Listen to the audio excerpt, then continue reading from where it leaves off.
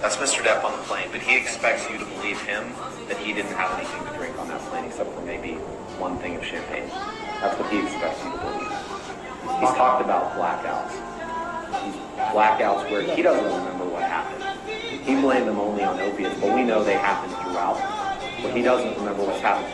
As you're weighing the evidence, as you're assessing whether Mr. Depp has his burden of proof, think to yourself, do you believe Amber's account of what happened on the plane, or do you believe that person's account that you just heard?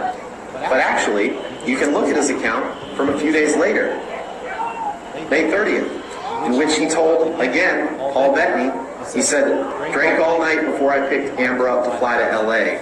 No food for days, powders, half a bottle of whiskey, 1,000 Red Bulls and vodkas, pills, 2 bottles of champagne. And what do you get? An angry aggro engine in a fucking blackout, screaming obscenities and insulting any fuck who got near. I'm done. I'm admittedly too fucked in the head to spray my rage at the one I love. For little reason as well, I'm too old to be that guy, but pills are fine. And he expects you to believe that he's carried his burden of proof in showing that no abuse happened on that plane. You don't have to look at just that. You can look at this text of Patty Smith when he says, when I was in NYC, they were brief visits, and I fucked and charged by horrific fights with Amber. I fucked up and drank and got shitty. Was so disappointed in myself. You can look at his text to Miss Heard the next day, where he says, once again, I find myself in a place of shame and regret. Of course, I am sorry. I really don't know why or what happened. Well, no wonder. You heard the voice in the plane. Of course he doesn't know what happened. But I will never do it again. My illness somehow crept up and grabbed me. I must get better. I love you and feel so bad for letting you down. And what his response has been throughout this trial to things like that is blaming Amber, saying he's just placating her. Is that carrying his burden of proof and showing that abuse hasn't happened even a single time? This is in the lead up to Australia. But before we get there, we can talk about January 25th in Tokyo at the premiere of Mordecai, where he did slam her up against the hallway wall, wail on her, and he did get on her back in the closet. And what do they say? Look at her backless dress. She doesn't have any bruises. She testified herself that she was checking out pictures because she was concerned that there were. So now their theory is if there's no marks, it didn't happen. We all know that's not the case. February 2015, this is when they got married. The day they got married, you heard the testimony from Io Tillett, right? That where Mr. Depp told him, I can now punch her anytime I want and no one can do anything about it. He'll say it's a joke he made on his wedding day. Then we fast forward to Australia, where Miss Heard is flying from London, where she's filming The Danish Girl, to see her new husband for the first time since their wedding. And these are excerpts from DX353. All but the bottom right one are in the days leading up to where he's on a drug-fueled bender. He's hanging out with Marilyn Manson. He's getting drugs from his assistants who are enablers. Again, there's a reason you didn't hear them testify in this trial. They're getting him drugs for days and days. And then the one on the bottom right, you'll remember, you've seen a couple times, this is after he chopped his finger off, when he says, need more cocaine and ecstasy. So, and no one, Miss Heard was in touch with his assistants, but no one told her the hornet's nest that she was walking into. And we all know what happened in Australia. We all know that Mr. Depp, she gets there, he pulls out a bag of MDMA, and he took a handful. She didn't say he took 10 at a time. She did say he took 8 to 10 over the course of that period. The second day, Mr. Depp, who claims that Miss Heard refused to do a post-nup, calls Amber's domestic relations attorney, Michelle Mulrooney. You heard from her, when he was drunk, and he fired her. And he told Amber, for about the 25th time, she said, the only way out of this is death. I don't want a post-nup. And then she said she remembered him slamming up against the wall. And I won't go through, you remember her testimony from Australia. You remember her saying that he had her by the neck, squeezing her neck. You remember her saying that he threw her on the games table like a ping pong table. You remember seeing the pictures of that broken table. You remember her saying that at some point he had a broken bottle up against her face, and he told her that he would carve up her face, that he was throwing bottles at her.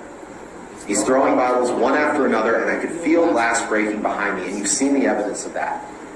And he was just over and over again smashing the phone into the wall, screaming at me as she watched it break into pieces. Now, she doesn't know how he lost his finger. She said that she saw him smash a phone to pieces, and you heard him get impeached the other day with his testimony from the UK, which was different from what he testified here, where he said he did smash a phone. And then they tried to put that picture in front of you with the desk phone to suggest that that was it. It's deception. They're trying to deceive you. And then you heard Ms. Hurd testify that the next morning she found meat that he had left all over the house. But not before what happened before she went to bed that night. Where Ms. Hurd testified, and I remember trying to get up, and I was slipping on the glass.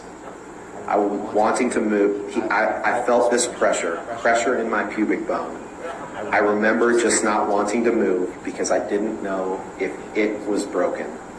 I didn't know if the bottle that he had inside me was broken.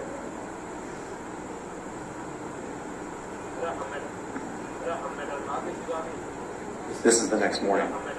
This is what he wrote with the bloody stump of his finger. And there's been testimony about what happened to cut the finger off. But frankly, it's irrelevant to your deliberations here. Amber could have chopped it off with an axe, and it has nothing to do with whether or not Mr. Depp abused her. But we all know she didn't. We all know that his fingers weren't curled, and someone was standing with a half-gallon vodka bottle from about where that canopy is, and threw it, and it somehow managed to damage just the bottom of the finger and leave the nail fully intact.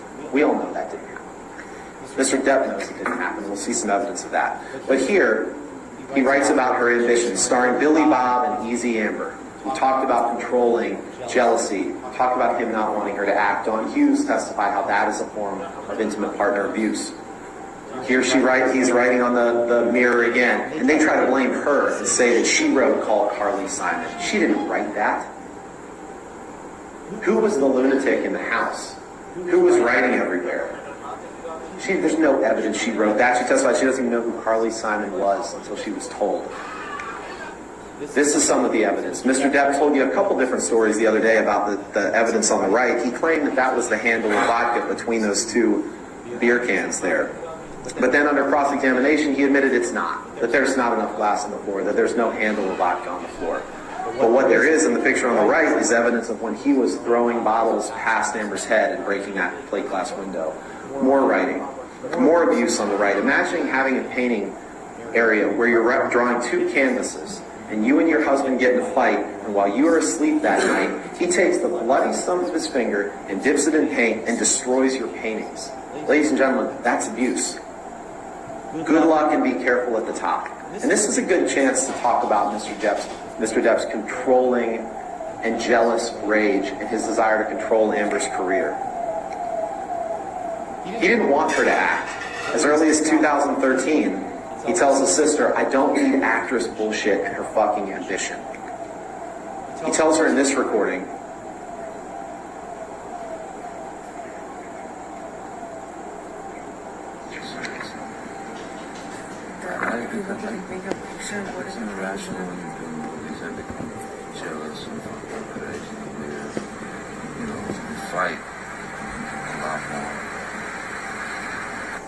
I become jealous when you're doing movies. I become irrational and fucking crazy and weird. Out of his own mouth. This is some of the notes of Dr. Blaustein, his therapist. Called him self-destructive. Something about wait up to fight the devil. Jealous. And I know this is hard to read, but you can see jealous. You can see paranoia, fear, envy. He wanted to control her. He wanted to own her. He didn't want her to have any career.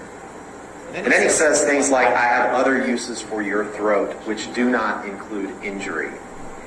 No one who hasn't previously grabbed someone by the throat would write, "which do not include injury." But we all know how Mr. Depp thinks along these lines, because you saw these two texts the other day that he sat on the stand and denied writing. And I'm not going to read them to you again, because they're the most vulgar, vile writing you can imagine. He said, "That's not my style. I wouldn't write like that." Of course he would. And he did. These are texts that he produced that he gave to Amber and our team in this litigation from him to his personal assistant, Stephen Duders. This is the way he thinks about women. This, not what you heard on the stand, that. It's disgusting. He admitted that he cut his finger off. This is evidence of him admitting to it to people other than Amber. I cut the top of my middle finger off. Says that to Dr. Kipper. Says it again to Dr. Kipper. The bottom one he says to Nurse Pilati, I just chopped my finger off. But he does say it to Amber too. Remember, we played this one 4 times, and Mr. Depp denied that he was actually saying the day that I chopped my finger off. Let's hear it one more time. We're talking about Australia, the day that Yeah, we're talking about Australia. Okay. The day that I chopped my finger off. So let's fast forward to March 23rd, 2015. After just a few weeks in Australia, Mr. Depp has a finger injury, no doubt about that. He comes home. He gets what they call a soft cast on it, which you heard his treating physician and our experts say doesn't have sides on it, but it's a hard plaster cast over the top of his finger that can be wielded like a club. And they got in an argument where Miss Heard discovered that he was having an affair with a woman named Rochelle that had been going on before the wedding, after the wedding, and she confronted him about that. No surprise there, they got in a huge argument. At some point in the argument, he bolted up the stairs. Now, Travis McGivern claims that she threw a Red Bull can at him. She and Whitney Enriquez say that absolutely didn't happen.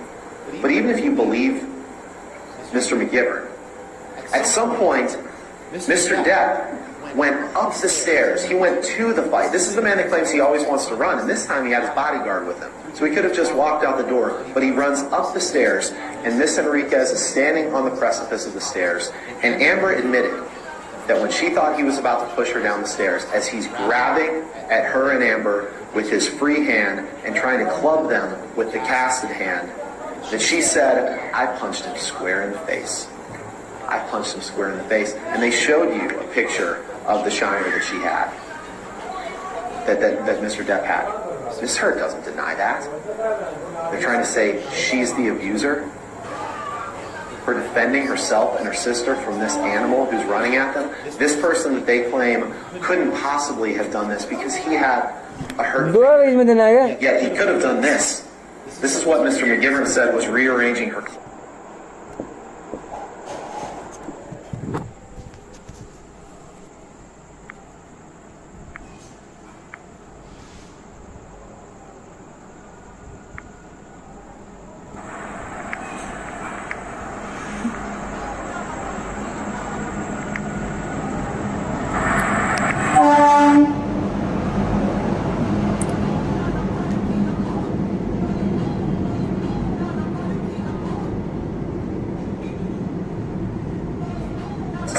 He said he did smash a phone. And then they tried to put that picture in front of you with morning.